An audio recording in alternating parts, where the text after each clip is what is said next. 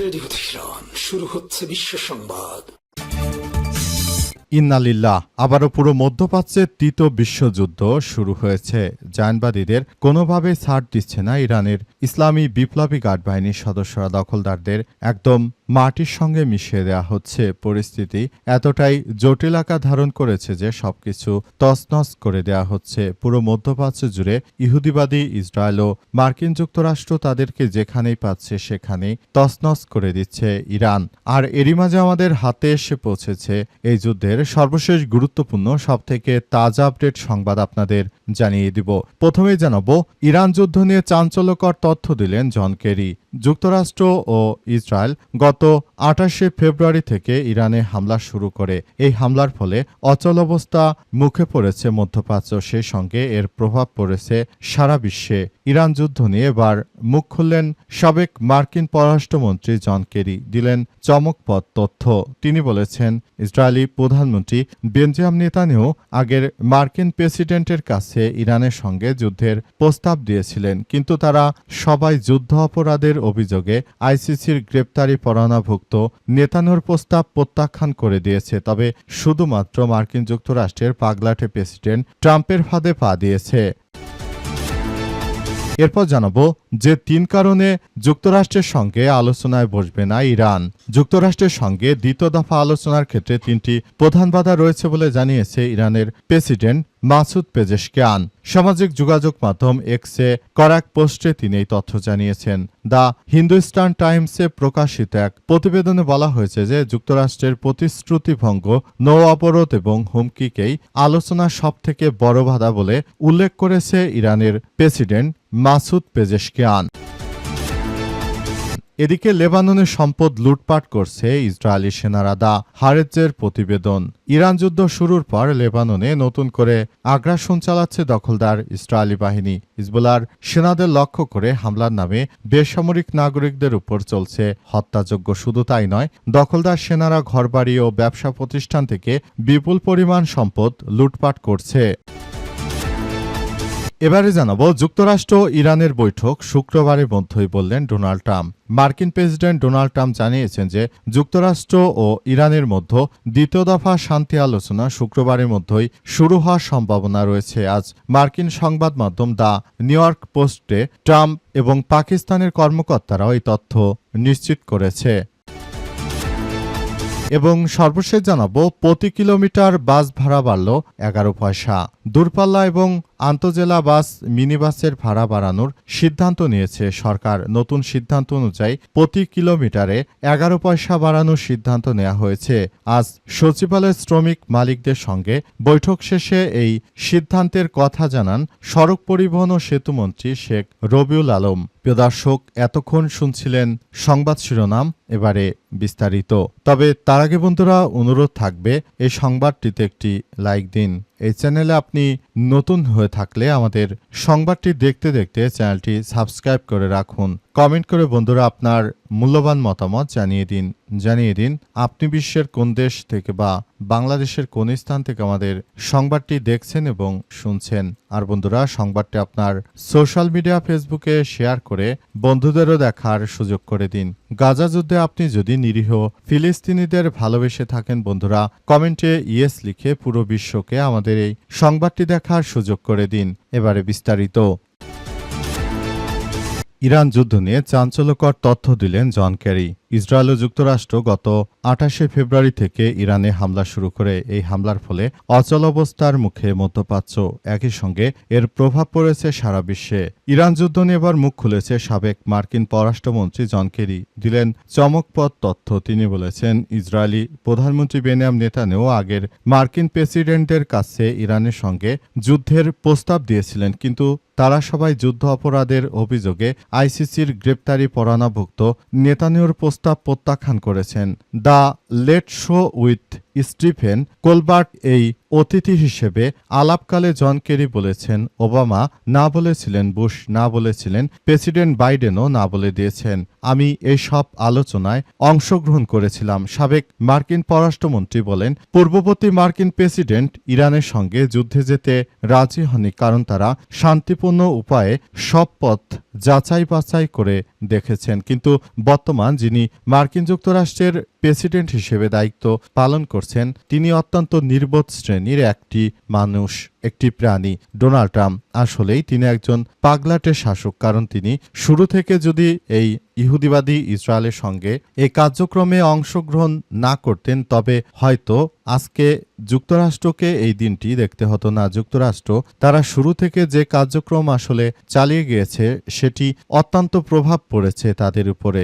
আসলে মার্কিন যুক্তরাষ্ট্র কোনোভাবেই দখলদার ইসরায়েলি বাহিনীর কোনো কথাই মানতে পারে না। কিন্তু বর্তমান গভর্নমেন্ট যিনি রয়েছেন, বর্তমানে যে ডোনাল্ড ট্রাম্প রয়েছেন, তিনি আসলে একজন পাগল। কারণ তা না হলে তিনি কেন ইহুদিবাদী ইসরায়েলের প্রধানমন্ত্রী, আইসিসির গ্রেপ্তারি পরোয়ানাভুক্ত একজন আসামি হচ্ছে নেতানিয়াহু, তার কথা শুনে কেন তিনি এই ধরনের একটি সিদ্ধান্ত গ্রহণ করেছেন, সেটি আসলে কোনোভাবেই বোঝা যায় না। অত্যন্ত দুঃখজনক হলেও সত্য যে ট্রাম্পের মতো একজন পাগলাটে সরকার বর্তমান যুক্তরাষ্ট্রের প্রেসিডেন্ট, এটি বিশ্ববাসীর জন্য দুর্ভাগ্য। আমরা মনে করি খুব দ্রুততম সময়ের মধ্যে এই ব্যক্তির পতন হওয়া উচিত, কারণ যে যুদ্ধ প্রেসিডেন্ট বাইডেন শুরু করেননি, যে যুদ্ধ বারাক ওবামা শুরু করেননি, কিংবা জর্জ বুশ করার জন্য তিনি চেষ্টা করেননি, অথচ সেই একই যুদ্ধ মার্কিন যুক্তরাষ্ট্রের বর্তমান পাগলাটে প্রেসিডেন্ট ট্রাম্প নিজে করে পরিস্থিতিটিকে একদম ঘোলাটে করে দিয়েছে। 3 কারণে যুক্তরাষ্ট্রের সঙ্গে আলোচনায় বসবে না ইরান। আলহামদুলিল্লাহ, মার্কিন যুক্তরাষ্ট্রের সঙ্গে ইরান 3টি কারণে আলোচনায় বসতে কোনোভাবেই রাজি হচ্ছে না। তারা সরাসরি আলোচনায় বসার বিষয়টি নাকচ করে দিয়েছে। ইরানের পক্ষ থেকে এই 3টি বিষয় নিয়ে আজ তারা কথা বলেছে। ইরানের ইসলামী বিপ্লবী গার্ড বাহিনীর সদস্যদের পাশাপাশি ইরানের প্রেসিডেন্ট মাসুদ পেজেশকিয়ান, তিনি আজ এসব বিষয় সবার সামনে জানিয়েছেন। তিনি প্রথম যে কারণ হিসেবে বলেছেন সেটি হচ্ছে যে মার্কিন যুক্তরাষ্ট্র আসলে তাদেরকে মিথ্যা প্রতিশ্রুতি দিয়ে আগেরবার আক্রমণ চালাতে শুরু করে। এই আক্রমণ চালানোর ফলে ইরান যে পরিমাণ ক্ষয়ক্ষতির সম্মুখীন হয়েছে, এই ক্ষয়ক্ষতির তারা ক্ষতিপূরণ চায় যুক্তরাষ্ট্রের কাছ থেকে। আর দ্বিতীয়টি হচ্ছে যুক্তরাষ্ট্র তাদের উপর যে নৌ অবরোধ আরোপ করে রেখেছে, সেই নৌ অবরোধ বাতিল করতে হবে। যদি নৌ অবরোধ তারা বাতিল না করে, তাহলে মার্কিন যুক্তরাষ্ট্রের এই কথায় তারা কোনোভাবেই বিশ্বাস করতে পারছে না যে কি হতে চলেছে পুরো বিশ্ব জুড়ে। জায়নবাদী ইহুদিবাদী ইসরায়েল, মার্কিন যুক্তরাষ্ট্র তারা যে ধরনের কার্যক্রম শুরু করেছে, সেটি ইরান কোনোভাবেই ভালোভাবে মেনে নেবে না। এটি সবার জন্য অত্যন্ত দুঃখজনক একটি ব্যাপার হয়ে দাঁড়িয়েছে। বর্তমান সময়ে আসলে পরিস্থিতি একদম ধ্বংসস্তূপে পরিণত হচ্ছে। পুরো প্রক্রিয়াটি আসলে এমনভাবে করা হচ্ছে যে সবকিছু ধ্বংসস্তূপে পরিণত হচ্ছে। বর্তমান সময়ে এটি সবার জন্য খুবই গুরুত্বপূর্ণ একটি বিষয় হয়ে দাঁড়িয়েছে এবং বর্তমান সময়ে মার্কিন যুক্তরাষ্ট্রের সঙ্গে ইরান কোনো ধরনের আলোচনা করবে না বলে ছাপ জানিয়ে দিয়েছে। লেবাননের সম্পদ লুট করছে ইসরায়েলি সেনারা। দ্য হারেজের প্রতিবেদন। ইরান যুদ্ধ শুরুর পর লেবাননে নতুন করে আগ্রাসন চালাচ্ছে দখলদার ইসরায়েলি বাহিনী। হিজবুল্লাহ সেনাদের লক্ষ্য করে হামলার নামে বেসামরিক নাগরিকদের উপর চলছে হত্যাযজ্ঞ। শুধু তাই নয়, তারা পুরো পরিস্থিতি জটিল করে তুলছে। লেবাননে তারা নিরীহ মানুষদের হত্যা করছে এবং মানুষের সম্পদ লুটপাট করে নিয়ে যাচ্ছে। বর্তমান সময়ে অসংখ্য মানুষ রয়েছে যারা বাংলাদেশের মানুষ, কিন্তু লেবাননে আসলে থাকে প্রবাসী হিসেবে, কিন্তু আসলে কোনোভাবে সেটি ইহুদিবাদী ইসরায়েলের সেনারা সুস্থভাবে কাউকেই বসবাস করতে দিচ্ছে না। অসংখ্য মানুষকে আসলে হত্যাযজ্ঞ করার মধ্য দিয়ে একটি ভয়াবহ সংঘাতময় পরিস্থিতির সৃষ্টি হতে পারে এবং এই পরিস্থিতির মধ্য দিয়ে আসলে ভয়াবহ আকার ধারণ করতে পারে। সবকিছু তছনছ করে দেয়া হচ্ছে। বর্তমান পৃথিবীর সবথেকে নিকৃষ্ট বাহিনী হচ্ছে এই বাহিনীটি। তারা এমনভাবে নিরীহ মানুষদের উপর হত্যাযজ্ঞ চালাচ্ছে যেটা ইতিহাসের বুকে সবথেকে বিরল ঘটনা, যেটি ইতিহাসে এর আগে কখনো এমন হত্যাযজ্ঞ কোনো সরকার করতে পারেনি, যেটা করছে দখলদারেরা।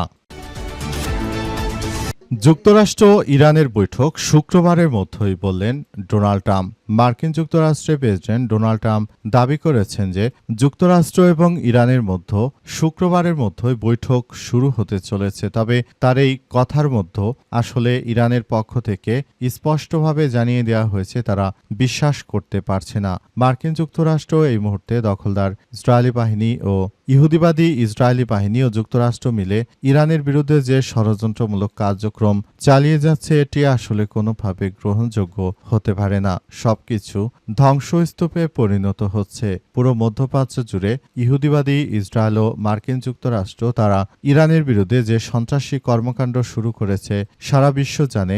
ইরান শুধু একা নয়, এর জন্য ভুক্তভোগী বাংলাদেশের মানুষও। কারণ এই যুদ্ধের ফলে আসলে বাংলাদেশে তেল আনা যাচ্ছে না।